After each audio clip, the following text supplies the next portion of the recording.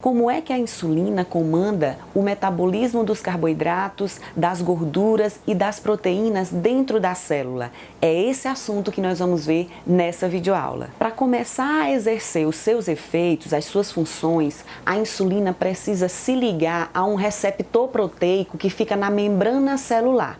A partir dessa ligação, a insulina ela vai ativar esse receptor e todos os efeitos, toda a cadeia de reações subsequentes vão acontecer. Observe essa imagem que eu vou te mostrar como isso acontece.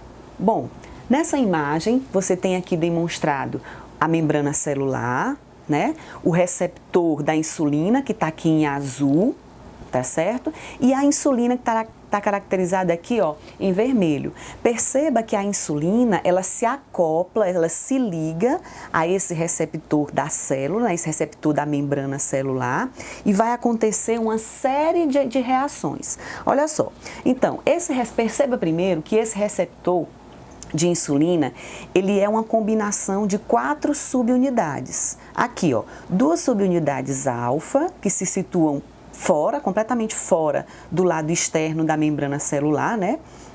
E 2 subunidades beta, que elas penetram através da membrana celular. Elas se projetam para o citoplasma celular. Tá vendo aqui? A insulina se acopla às subunidades alfa, as subunidades que estão do lado externo da célula.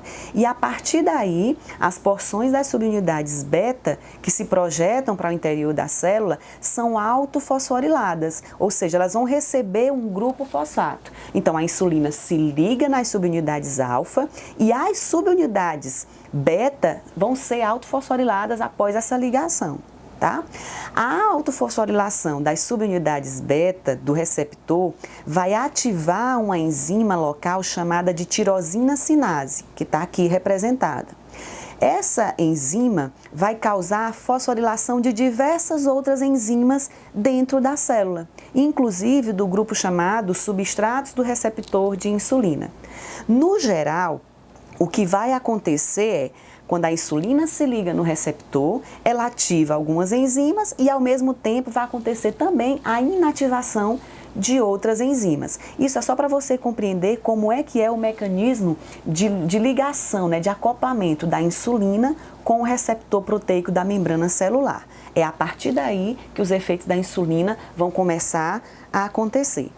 É dessa maneira que a insulina vai controlar o metabolismo dos carboidratos, das gorduras e das proteínas dentro da célula. Os principais efeitos dessa ligação, desse acoplamento da insulina no receptor são os seguintes. Nos primeiros segundos, rapidamente, quando a insulina se liga ao receptor, 80% das células do organismo vão ficar mais permeáveis à glicose. Tá? Especialmente as células musculares e as células adiposas, as células do tecido adiposo. Entretanto, vale ressaltar, um fato bastante importante, é que as células nervosas, as células do cérebro e os neurônios, elas não sofrem esse efeito da insulina. Tá certo? Elas não dependem dessa ação da insulina para receberem a glicose. A glicose ela vai entrar mais facilmente para dentro dessas células do que das outras células, por exemplo, musculares e gordurosas, que precisam da ação da insulina para que a glicose entre para dentro da célula. Acredita-se que esse transporte aumentado de glicose para dentro da célula, sob o efeito da insulina, ocorre por conta da translocação de proteínas que vão facilitar a entrada da glicose para dentro da célula. Dá uma olhada na imagem novamente. Olha só, o transporte de glicose para dentro da célula, após a ligação da insulina no receptor, fica muito aumentado por conta dessas proteínas, né, que são proteínas chamadas de proteínas transportadoras de glicose, que se acoplam à membrana celular e elas facilitam a captação de glicose para dentro das células. Quando a insulina não está mais disponível, ou seja, quando não tem mais insulina ligada no receptor, essas vesículas se separam da membrana em um período de 3 a 5 minutos e retornam para o interior da célula para serem reutilizadas repetidamente quando for necessário. Além da captação de glicose pelas células, a insulina também promove aumento da permeabilidade da membrana celular a diversos aminoácidos e a íons potássio e fosfato, aumentando o transporte dessas substâncias para dentro da célula também. Como nós vimos, a insulina faz a captação de glicose para praticamente todas as células do organismo, em especial as células musculares, as células adiposas e as células hepáticas. Porém, durante a maior parte do dia, ou seja, no período entre as refeições, o pâncreas secreta pouca insulina. Tá? Se ele secreta pouca insulina, essa quantidade de insulina é tão pequena que ela é insuficiente para ativar o receptor de insulina nas células musculares. E essas células vão ter que usar ácidos graxos como fonte de energia. Então, no período entre as refeições, quando você não está se alimentando, as células musculares, elas vão utilizar gordura como fonte prioritária de obtenção de energia. Porém, existem duas situações em que as células musculares se utilizam prioritariamente da glicose para obter energia. Uma dessas situações é quando você está realizando exercícios com intensidade moderada a intensa, ou seja, exercícios de intensidades mais altas, onde durante a contração muscular não é necessário a presença da insulina, porque a própria contração muscular aumenta a translocação daquelas moléculas transportadoras de glicose. Nesse caso, a molécula transportadora de glicose 4, a famosa GLUT4, que você já deve ter ouvido falar. Então, a própria contração muscular desses exercícios mais intensos favorece a entrada de glicose para a célula. E quanto mais glicose entra para a célula, mais o músculo vai utilizando glicose em vez de utilizar os ácidos graxos.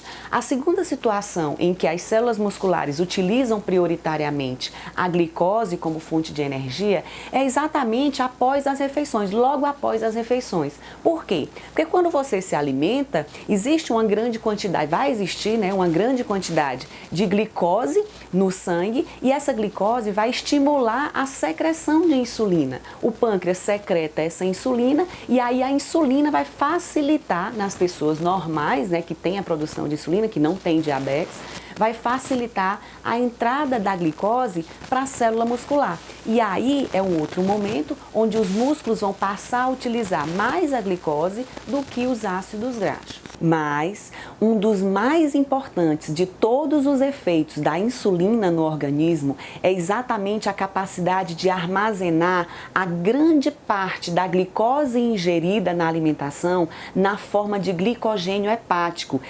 A insulina faz com que essa glicose seja armazenada lá no fígado. Para quê? Para que durante o período entre as refeições, quando você está sem se alimentar, o nível de glicose na corrente sanguínea não caia muito, porque na medida que a glicose vai reduzindo, o fígado ele vai liberando glicose novamente para a corrente sanguínea, ou seja, vai quebrando aquele glicogênio que estava armazenado lá na forma de glicogênio hepático e vai liberando moléculas de glicose para a corrente sanguínea. Dessa forma, os níveis de glicemia eles ficam sempre nos valores mais adequados, para que não falte glicose para os tecidos mais nobres, por exemplo, como o cérebro, que usa praticamente só a glicose como fonte de energia. Além de favorecer a entrada de glicose para as células musculares e também para as células hepáticas, a insulina também favorece a entrada de glicose para as células adiposas, porque essa glicose ela vai ser utilizada para formar triglicerídeo. Lembre que as gorduras no nosso organismo são armazenadas na forma de triglicerídeos. E uma molécula de triglicerídeo ela é formada por 3 moléculas de ácido graxo e uma molécula de glicerol. A glicose armazenada, ou seja, colocada para dentro da célula adiposa sob o estímulo da insulina, vai servir como substrato para a formação desse glicerol, dessa porção do glicerol que compõe a molécula de triglicerídeo. Bom, espero que você tenha compreendido. Se você não entendeu ou ficou em dúvida em alguma parte da aula, volta e reveja a aula novamente ou pelo menos aquela parte que você não compreendeu. O bom de você estudar por videoaulas é que você pode rever as aulas quantas vezes for necessário. Um grande abraço e até mais!